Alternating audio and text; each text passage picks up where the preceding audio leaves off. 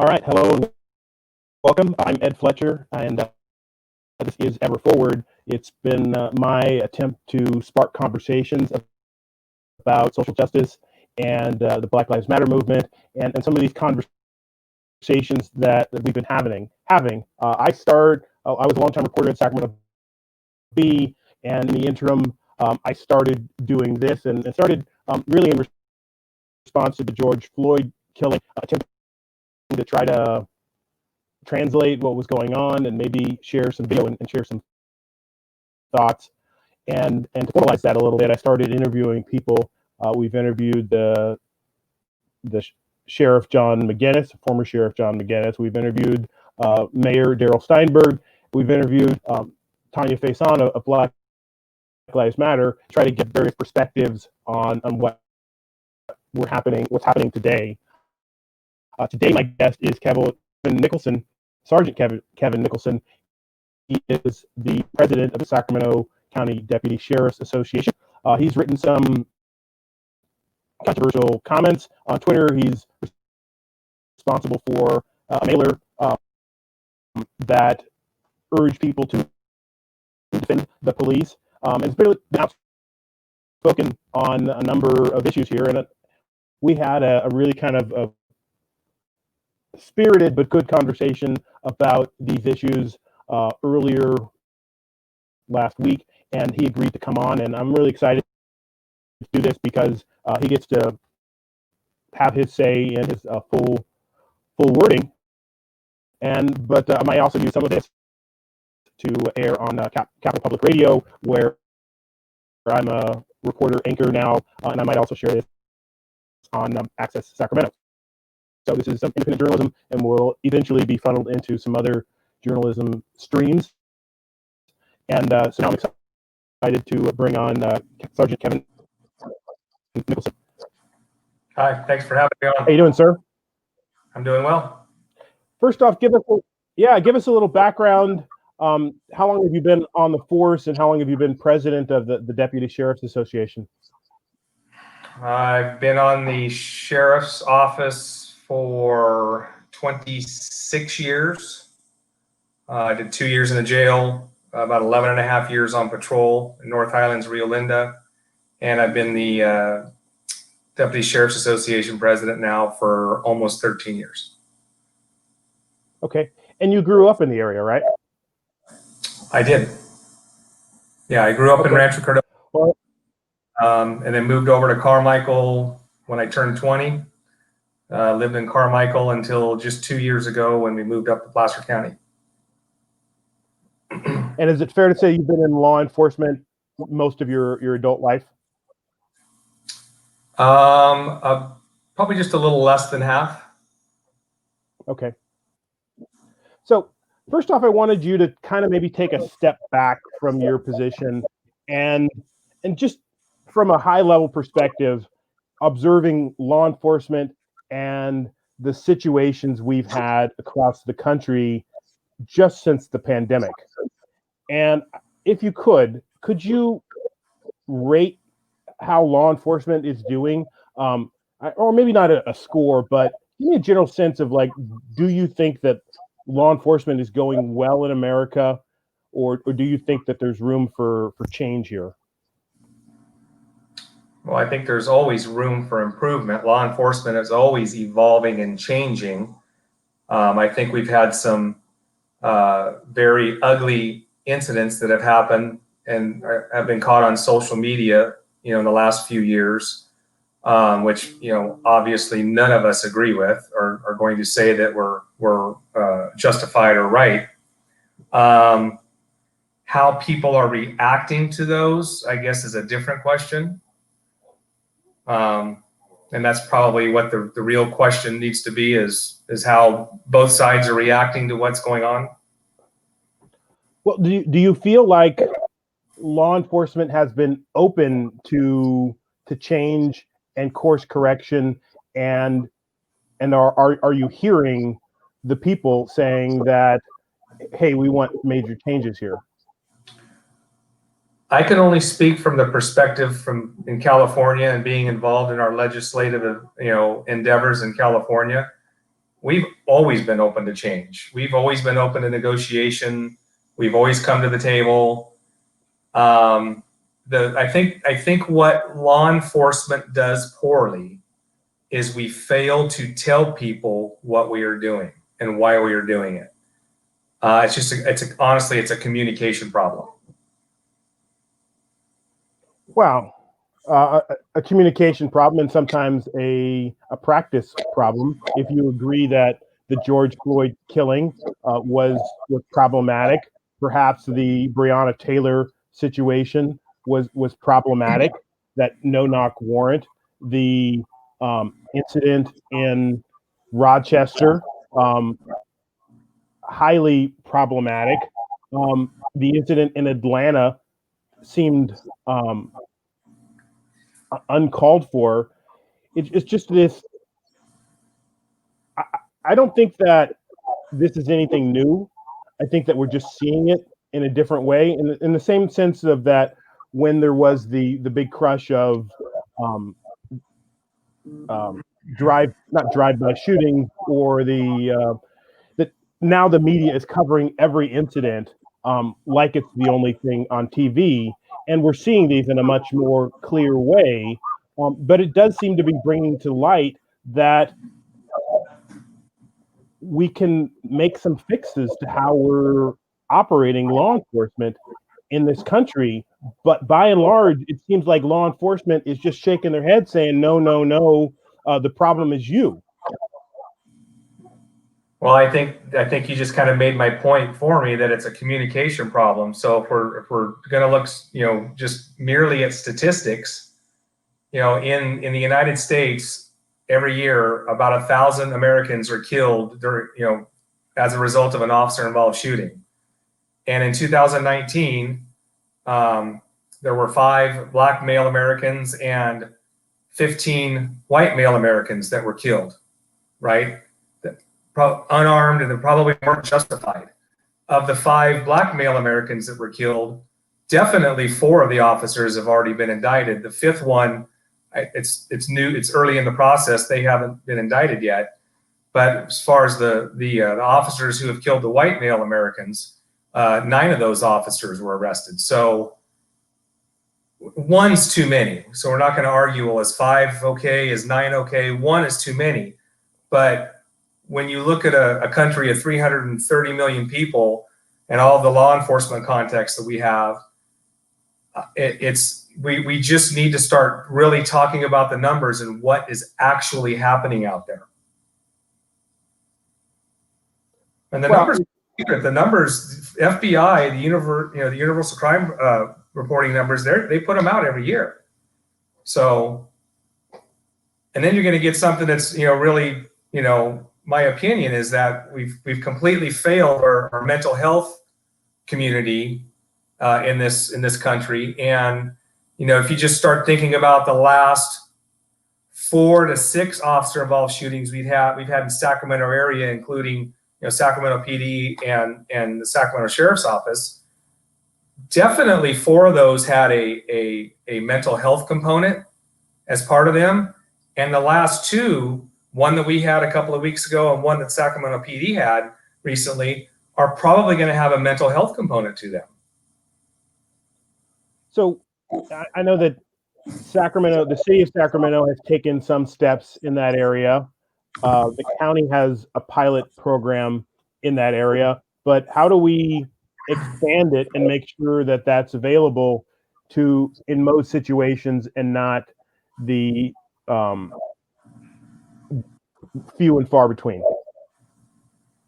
So I think that if we go back 12 years, so let's go back to 2008 and prior to that, I think that everybody would agree that we did not have the problem with homeless mental health individuals that we have now.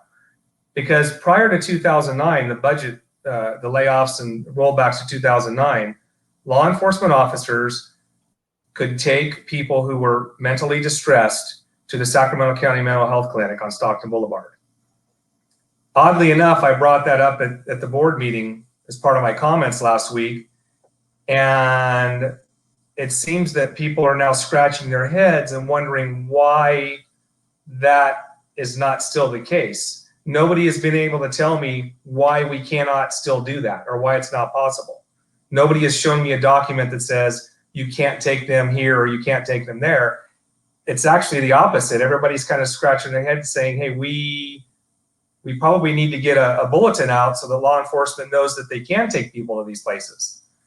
Because back then, just as an example, you know, we didn't always get involved. Family members knew and could transport, you know, their friend or their loved one to the mental health clinic. You know, when they were down on, let's say, a scale of 1 to 10, they were a 2 or 3. They knew they were going sideways. They could transport them down there on their own. If they got to a 4 or 5, a little bit more than what they could handle, they would call law enforcement. We could get there, and they were still manageable. We could talk them into getting in the back seat, and we could drive them there, and the family members would follow us. But after the layoffs and the rollbacks, you can drive around downtown Sacramento in the space of 15 or 20 minutes. There's a dozen people that easily could be taken to a mental health facility for treatment. They just need help, and it's sad to see. So you think there needs to be an increase in the mental health funding? I don't know, right? Because nobody's asked that question until last week. As far as it appears that the document that I saw today laid out how many beds there are in the mental health facilities and how many hospital beds there are in the private hospitals. I don't know if that's enough beds or not. The fact is, where do those people who are in distress, where do they get taken to be triaged and then make it to one of those beds? It just seems to me we're skipping a step. Because right now we're taking them to the local hospitals. They're going to the emergency rooms, and you know, in the space of hours or less than a day, because they don't want to admit them, they're going right out the back door. And you can't take them to the mental health facility unless they're a certified danger to themselves or others? Well, we can, like I just said, we could drive, you and I could jump in a car, and in the space of 20 minutes, I guarantee you there are 10 people that we would come across paths that we could put what's called a 5150 hold on them, that they're a danger to themselves or others, or they're gravely disabled. They're walking around out there. I'll give you an example. Friday, when I left work downtown, there was a man, probably mid-20s, carrying a shopping bag in one hand and a sleeping bag over his right shoulder, completely naked. Completely, he had nowhere to go. He needed help. So if a Sacramento PD officer was to come across that individual, what are they going to do with them? Yeah, that's unfortunate, and I think that's definitely an area that needs to be addressed. You've made some pretty strong comments about defunding the police, and I think that becomes sort of a general term, and nobody really knows what it means, and it's up to every community to kind of figure that out. But as far as I can tell, it basically means, like, let's reassess our spending priorities, and maybe if we spent less on law enforcement, we'd have more money for mental health, or more money for homeless shelters, or some of these, or prevention tools, and that we're not spending enough in these other areas to prevent people from having to reach law enforcement, and that if we could spend some money preventing them from needing to be involved with law enforcement, then that would be better for society. What say you to that? I think that the defunding is the flavor, the buzz phrase of the day. You know, we went into this county budget, you know, a month before our budget, we started hearing rumors that one of the supervisors was going to propose and wanted a 10% cut to the sheriff's office budget, which is why we launched our PR campaign. All boards of supervisors and all city councils nationwide should be looking at their budgets every year and reallocating and reassessing. Just to say we're going to defund something and put money, what are you going to do with it? Do you have a plan? Do you have a purpose, or is it just, hey, it feels good because everybody across the nation's doing it? I'm not sure we don't already have enough money going to the places that it needs to go, quite honestly. When's the last time we had a county audit on our budget? You know, the total budget for the county of Sacramento, the total budget, everything included, is $6.5 billion. The sheriff's office only uses less than 8% of the total county budget. It's the sixth or seventh largest sheriff's department nationwide. So when you start putting things into perspective, and you have the, you know, what's called the people's budget, that's floating around out there, I think that if we drill down and start looking at all these numbers, the money's already being allocated in places that everybody wants it to be allocated. I just want to know, is it being spent wisely? Well, I think they wonder that too, but they wonder whether or not it's being spent wisely in law enforcement. Let's look at all of them. Then let's look at all of them on that. I asked you earlier about systemic racism, and I want to ask you that question again. Do you believe that systemic racism exists in Sacramento? In America? I live in Sacramento. I've grown up in the Sacramento area my whole life. So, but when you say systemic racism in law enforcement, I didn't say law enforcement. I said systemic racism. Period. Well, they're saying systemic. Well, but what system? When you say systemic, you're pointing at an entity or a system, right?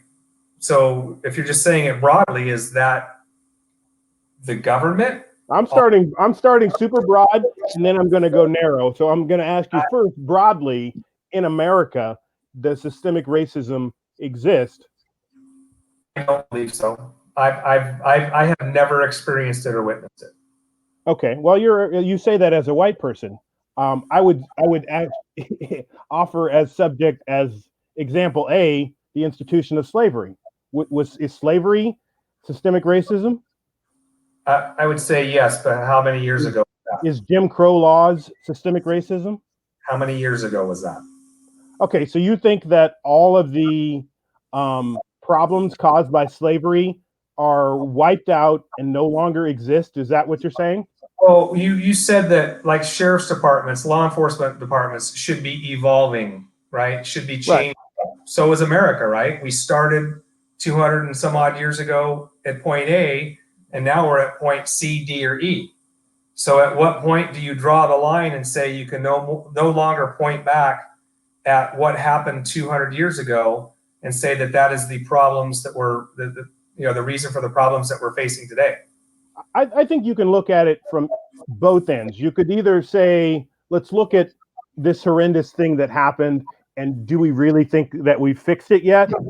Or we could look at the outcomes and say Black people are 5.8 times more likely to be incarcerated, or a Black male is 5.8 times more likely to be incarcerated than a white male. And I would say, well, but let me stop you there. Why is that?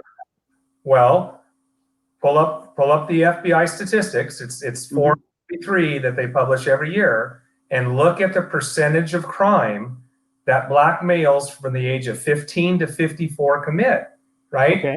So Black males in the United States of America make up about 3.8% of America ages 15 to 54. But yet they commit about 38% of what's called violent crime. So why don't we talk about that disparity? So if you have a group that's 3.4% of our total population committing 38% of our total violent crime, it only stands to reason that there's going to be, more Black males incarcerated if they're committing a disproportionate amount of crime. Right, and that's my point. Why? How do we change that? Why are we at that point? Is the education system the problem? Is it law enforcement the problem? Is it housing that's the problem? I think these are the questions that we need to be asking as America, and not just saying that, oh, we're done, it's fixed, racism is done. I have a hard time believing that you don't have a racist person in your family. Like most of my white friends will tell me that they have at least one racist cousin in their family, and you're telling me that you got nobody in your family or Do you not. see no racism around. That's shocking. I do not. Okay, well that's great. I think most Americans live in a different reality. And And they might, right? I'm speaking from my point of view from Sacramento, California, where I've lived my whole life. I've lived, on the West Coast. Never grown up in Atlanta. I didn't grow up in Chicago. Can't speak to the school systems.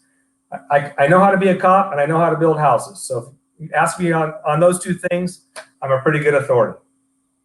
okay, well, and I mean, I'm asking you as a sort of a law enforcement leader, to be able to open your eyes and see what's happening so that we can um,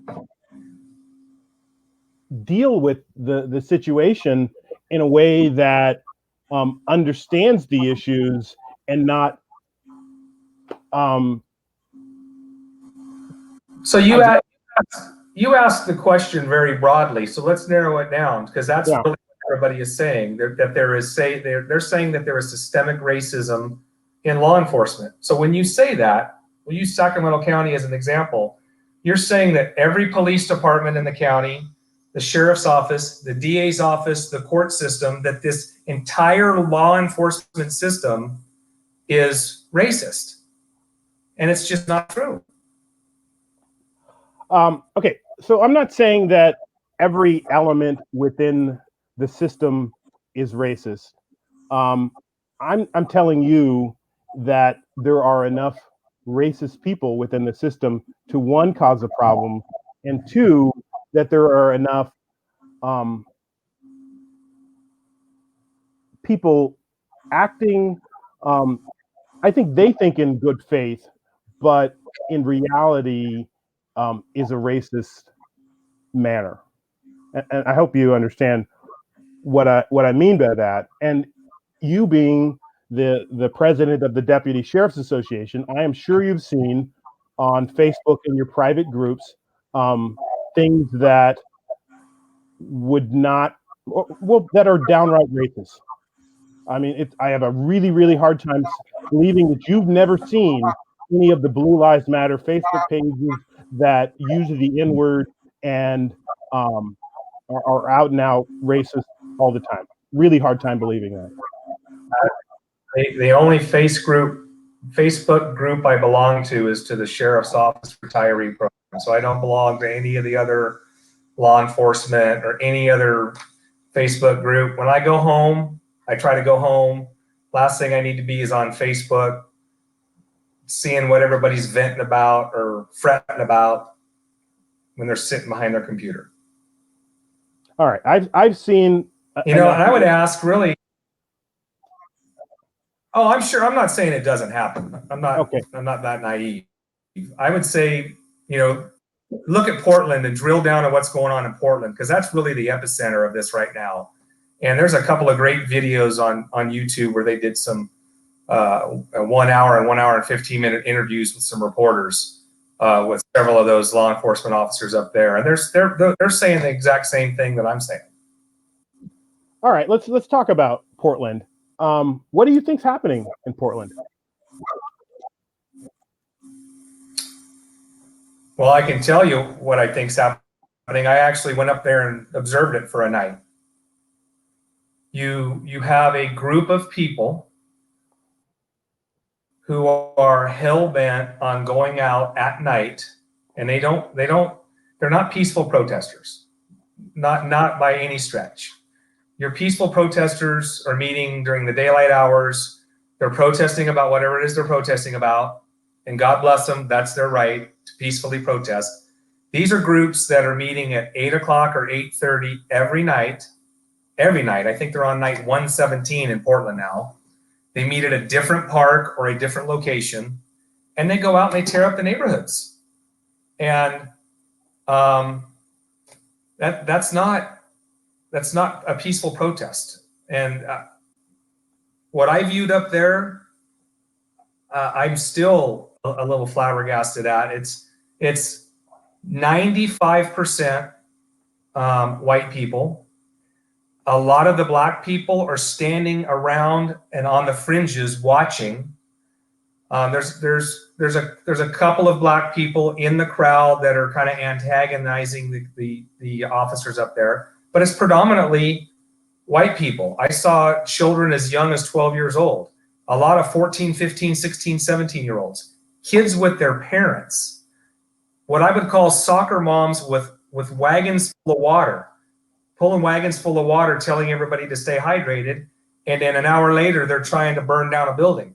I mean, I physically watched them try to burn down a building the night we were there. So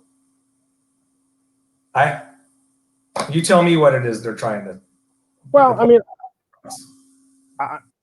again, I'm not an expert, but from what I've observed, there are many people in this country that are they're sick and tired of being sick and tired, and they feel like they could be George Floyd.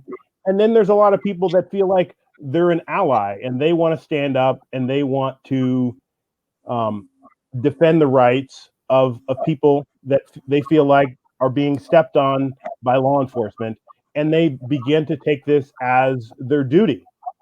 And in response to that, they get tear gassed and hit with sticks and told that they can't protest there. And like most people with pride, you're not going to just go home the next day. You're going to show up with more people. So then what happens? They get tear gassed and they get hit with sticks, and then more people show up. And it doesn't seem like law enforcement is learning a lesson here, or they're changing or recalibrating how they're taking action. They're doing what they think they need to do, and maybe doing it by the book and trying to protect the building. But the tools in which they're doing that inspire more soccer moms and more people to come out the next day, because they're not going to get kicked in the face and say, okay, I've had enough. They're going to come out the next day, because that's what struggle is. And that's what protesting is. You get kicked in the face and you go out the next day, and you think that you can kick them in the face enough times that they will go home, or that Trump thinks that they will go home. And I just don't think it's working. And they've tried some other tactics, and the mayor's come out and tried to negotiate. And I can't speak for the protesters there, because it's really hard to get people to come to some accord about what the goals are and how this thing ends. But I think that well, you have using them as an example, and hopefully we don't follow suit down here. You have a mayor that doesn't support the chief of police up there. You have a district attorney, a newly elected district attorney up there, who refuses to file charges on any of them. So yeah, that's a revolving door. But the police departments, period, no matter where they're at, cannot just do nothing. I would argue that communities would be burning in Portland if the Portland police officers didn't show up every night. I would argue that Dan Hahn has done a better job handling the situation by doing less than the police chief has done there or in Seattle. I think that Hahn's strategy of trying to keep law enforcement away from the protest and letting them do their thing and not driving through the protest like we saw on Watt Avenue the other day has resulted in less violence, less incidents, less protest. It was the sheriff's office that fired pepper guns at people, and then you see more protesters the next time. When you shoot somebody in the face with a pepper ball gun, they don't go home the next day. Well, so I'll stop you there because you're uninformed. Okay, help correct me. We don't have pepper ball guns, so we don't have them. Was it the National Guard? Do you know who was National Guard doesn't have pepper? As far as I know, only CHP and SPD have pepper ball guns.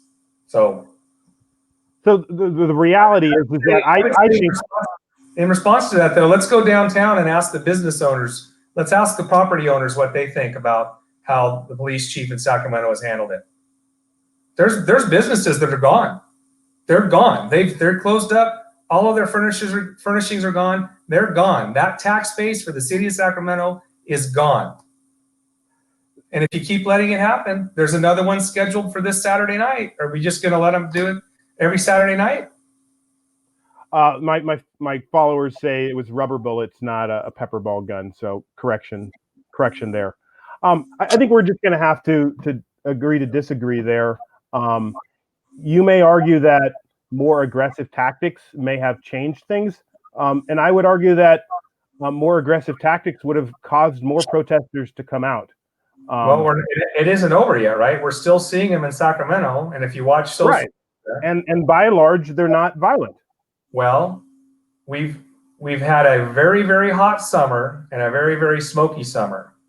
I fear when the weather turns and when the smoke clears, we are probably going to see something different, because if you watch social media, protesters and some of the antagonists on the social media pages have been traveling to Portland to learn how to do it right, and vice versa. The antagonists and protesters, the rioters in Portland, have put on their social media pages, we're going down to show Sacramento how to do it right. So, you know, until both sides are willing to, I guess, wave the white flag, so to speak, and come to the table and talk about their differences. Right, and that's where it's got to come. There needs to be a mutual easing back so that you can have some dialogue and you can try to reach some solutions. But the thing is, they have to stop killing people in between. You just sang the praises of Daniel Hahn, okay? Yeah, I did. Watch the mayor get yelled at by a bullhorn when he was out trying to peacefully have a conversation with them. I mean, how is it going to solve anything? Yeah, I don't know what the solution is. It's not going to get done anywhere. Yeah, you're right. I that's one point I will agree with you on, that there needs to be a way to create a dialogue, and their shooing of the mayor away may not be productive, but there needs to be some way to have a meeting of the minds, and to bring people together and not be as antagonistic about it. But again, I don't think that more police interaction is helpful.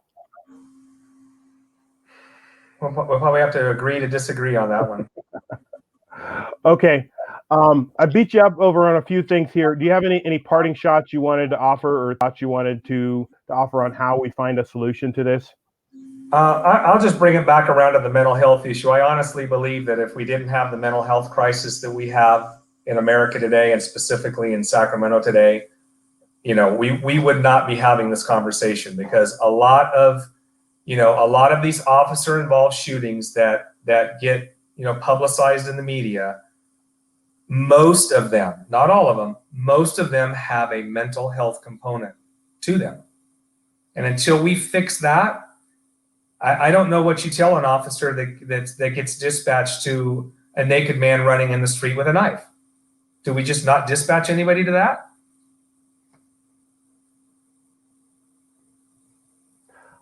Well, thank you for that, Kevin. I appreciate your thoughts about the need for mental health care and a response, so that law enforcement has a place to take people, or people can take their own family members there, or they can call a mental health intervention person, because that is a big component of some of these law enforcement interactions that go very, very bad. That's certainly not all of the situations, but if we solve that one problem, that would be a start, and maybe we can start listening to each other more.